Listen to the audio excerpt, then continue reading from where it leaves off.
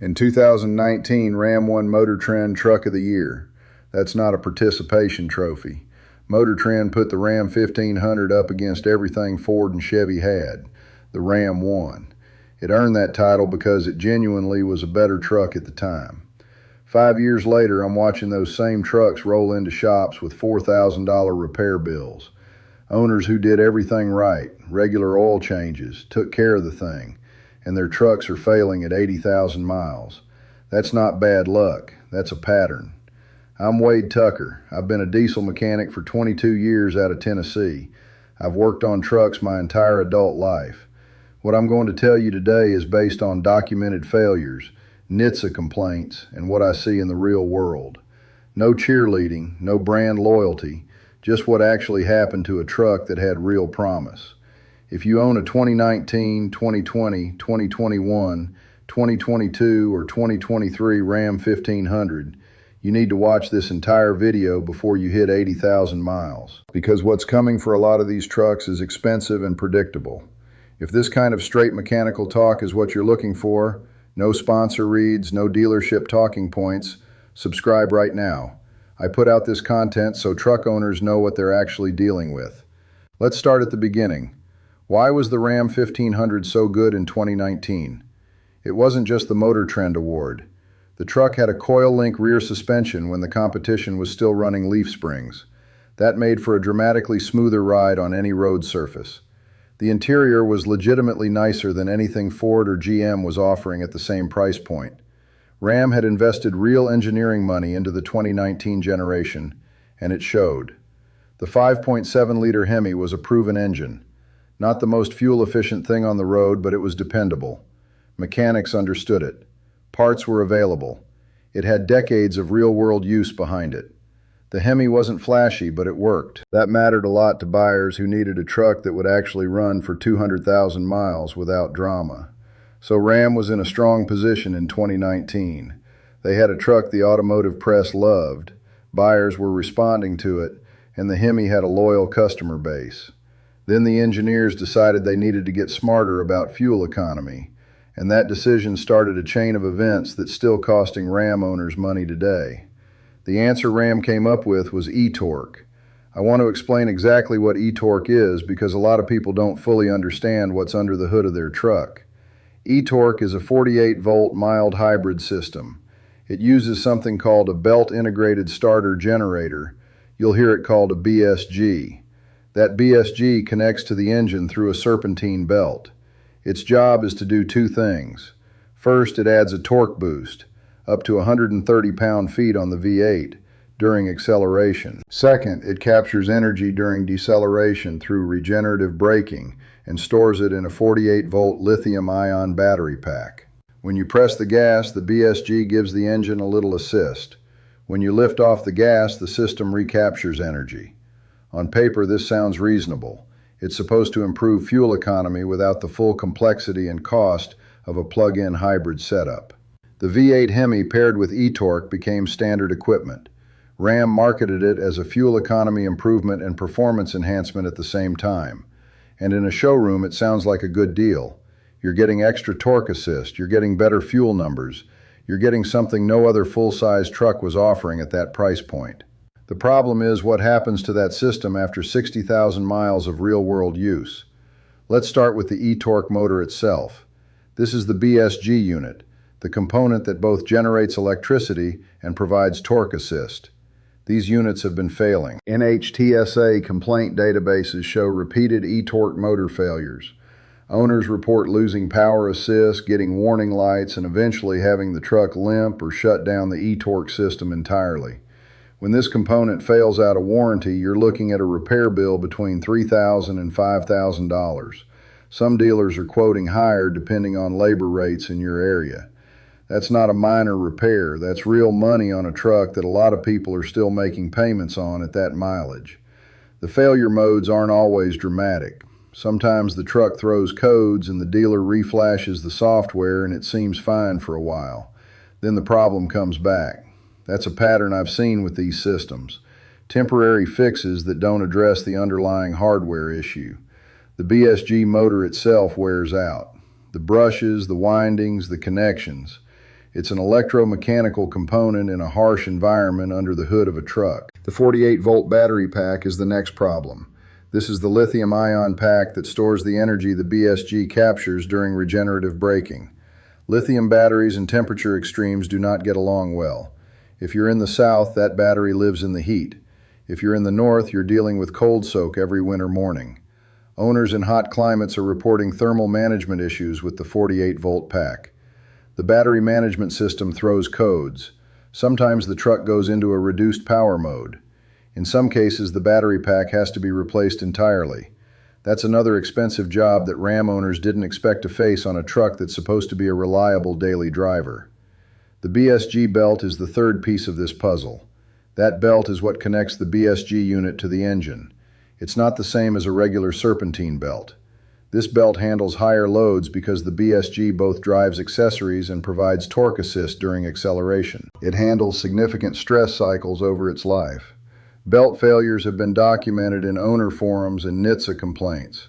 When that belt goes, you don't just lose the eTorque function. In some cases, the belt failure can take other components with it. And because this isn't a standard belt replacement that every shop can handle quickly, labor time adds up fast. Now combine those three failure modes: BSG motor, 48-volt battery, BSG belt, and you have a system with multiple expensive wear points that kicks in sometime between 60,000 and 100,000 miles for a lot of these trucks. That's exactly the mileage range where people expect their trucks to still have plenty of life left. The eTorque system isn't the only problem. Let's talk about the transmission. The Ram 1500 uses the ZF 8HP75 8-speed automatic. ZF is a German company, and the 8HP family of transmissions is used across a lot of different brands: BMW, Jeep, Dodge, Ram. The transmission itself is not necessarily a bad unit, but the way Ram tuned it for the 1500 application has created documented issues. Torque converter shudder is the big one. Owners describe it as a vibration or shudder during light acceleration, usually in the 25 to 45 miles per hour range. This happens when the torque converter lockup clutch isn't engaging smoothly. The fluid in the converter gets contaminated or breaks down, and the clutch starts slipping in a way that produces that characteristic shake. Ram has issued technical service bulletins related to the transmission. Some fixes involve fluid changes with specific transmission fluid. Some involve reprogramming the transmission control module.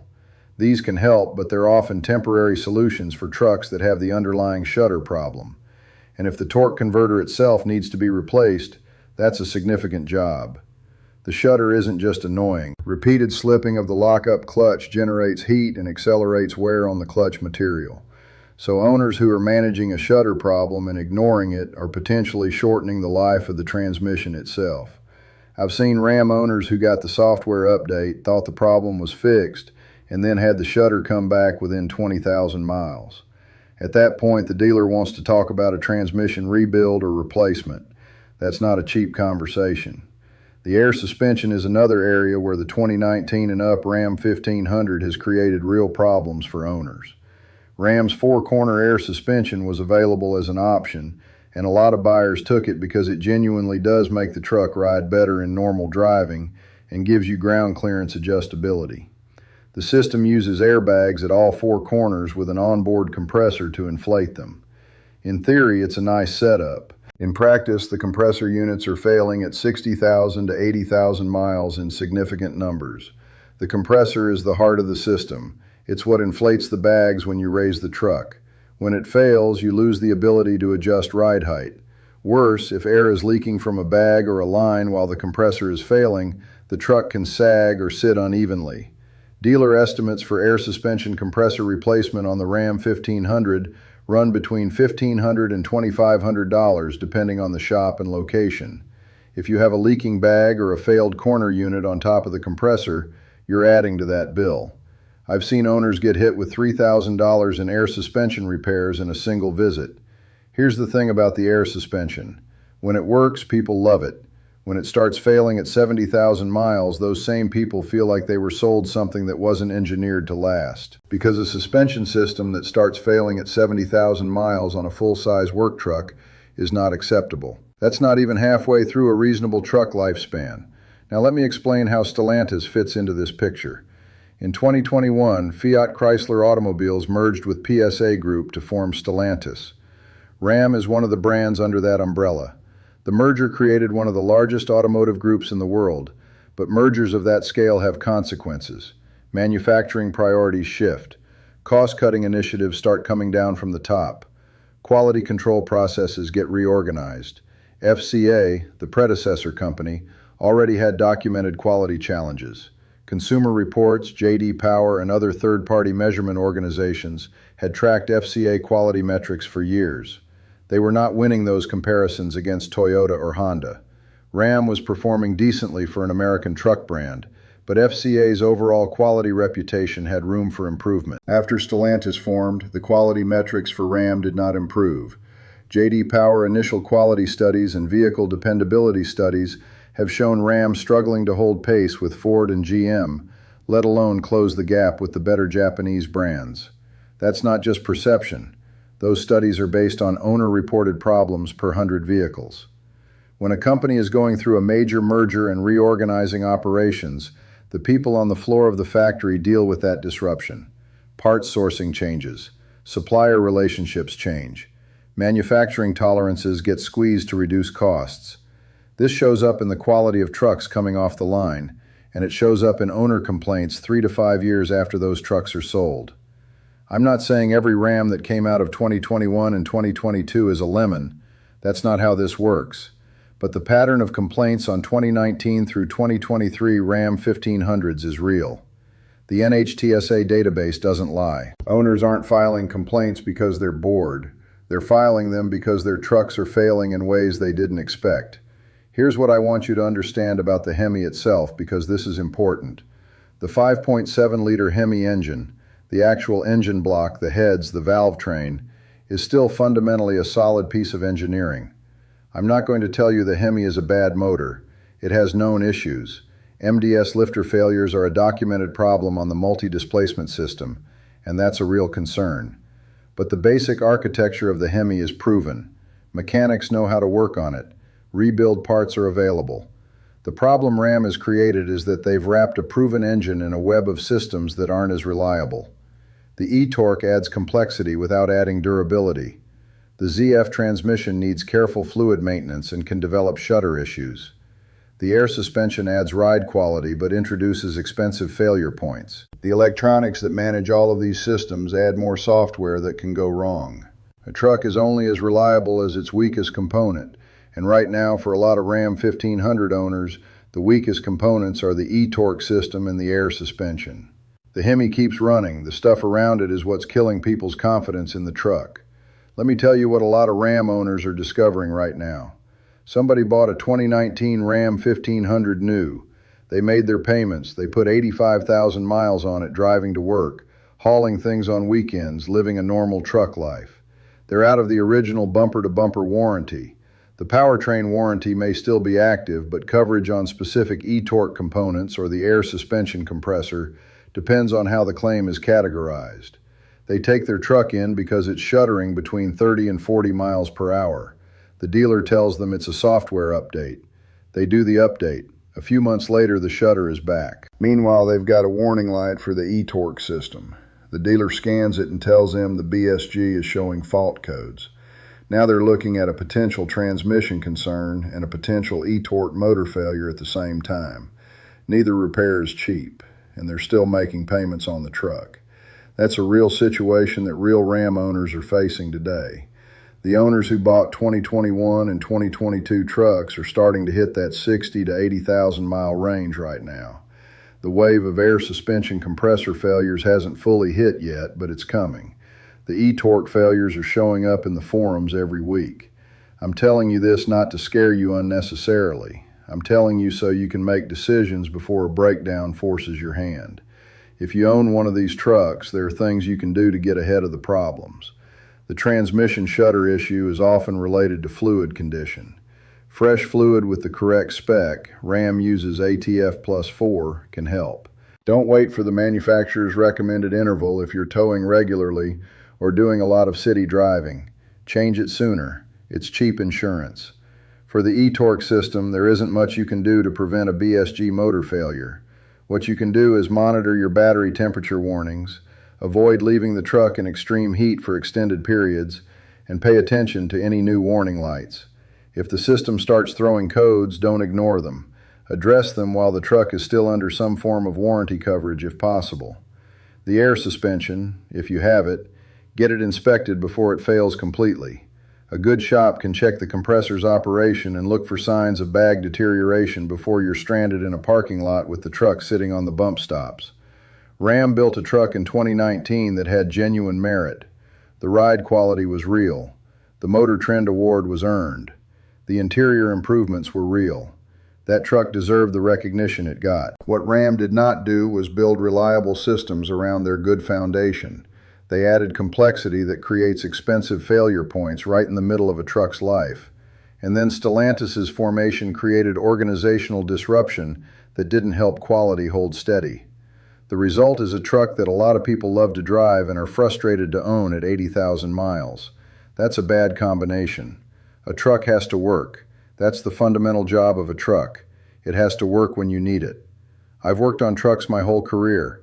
I've seen manufacturer after manufacturer make the same mistake, add technology to compete in the market, cut costs to survive as a business, and leave the owner holding the bill when the technology fails outside of warranty. It's a cycle I've watched for 22 years.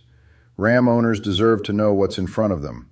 That's what this channel is for. Not to tell you what truck is the best, to tell you what's actually happening to real trucks in the real world, based on documented evidence and what mechanics are seeing on the lift.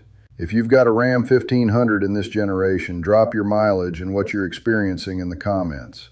I read every comment that comes in. If you've already had an eTorque failure or an air suspension problem, tell people what the repair cost you.